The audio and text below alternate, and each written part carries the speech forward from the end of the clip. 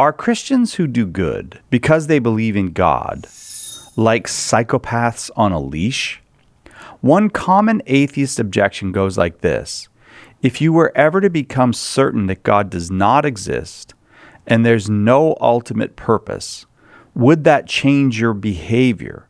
Would you be more inclined to do evil? If the answer is yes, and if God is basically the only thing keeping you from doing evil or simply more evil, then you sound like a pretty dangerous person.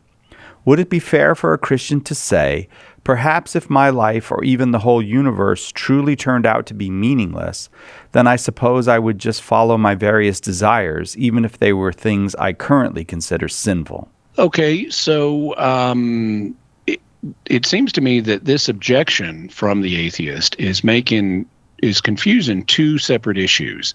One is the existence of God, and the second is the purposefulness or meaningfulness of life. Because you'll notice the way the objection is phrased. If you were ever become certain that God does not exist and that there is no ultimate purpose, would that change your behavior? Well, and specifically, would you be more inclined to do evil? Well, there are a number of ways one can approach that, but notice we're not just talking about one issue here. It's not just that you become convinced there is no God, it's that you then become convinced that there is no meaning to life, there's no purpose to it. And it seems to me that in terms of acting good or bad, it's the latter that is the more decisive. Even if you thought there is no God, but you still think there's meaning and purposefulness and good and evil in life, you could still be a good person, even if you didn't believe in God. It's not just the existence of God that is leading you to do good. It's your belief that there is such a thing as moral goodness in the world that's leading you to do that. Now, that may be something that would please the atheist and say, yeah, and see, I'm an atheist and I think that moral goodness is real. That's why I'm good. So I don't need God to convince me to be good. And okay, well, I would say that's good for the atheist. It's good that they are trying to be a good person. I would say that if they look closer at the grounding of their belief in moral goodness in the world without the existence of God, it's harder to ground. And so I would say it's good that you want to be a good person, even though you don't believe in God, but you do want to look at the foundation of your belief in moral goodness in the world. And if you do that, I think you need to be open to God as an explanation for why good and evil exist in the world, why that's a meaningful distinction. So I think that the situation is still going to play to the advantage of the person who believes in God. It's just going to require a little more work to get there. On the other hand, let's pose the other challenge. Let's suppose, okay, let's talk to the atheist again and say, okay, you're halfway there to the challenge you've just posed. You said you don't believe in God. What if you then became convinced that there's no purpose in life, that there's no good and evil, that there's no meaning? Would that lead you to do something bad compared to what you do now?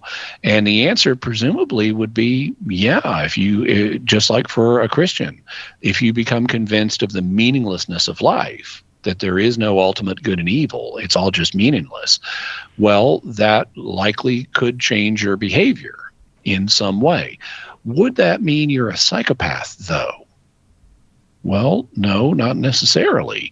What psychopathy is a condition where a person fundamentally lacks empathy with others, and they treat others in a non-empathic way, where they just don't care about the feelings of others, except insofar as it helps the psychopath get what they want. But they don't. If you have pain in your life and stuff like that, then you just don't care about that. person's pain. I mean, it's irrelevant to you unless it has an impact on your own goals. So psychopathy and sociopathy, which is a related condition, involve a fundamental lack of empathy with others. But the thing is, empathy is built into us. And so even if most people, whether Christian or atheist, became convinced that that there is no objective good or evil, they still would have this empathic call in their heart to care about other people and their feelings.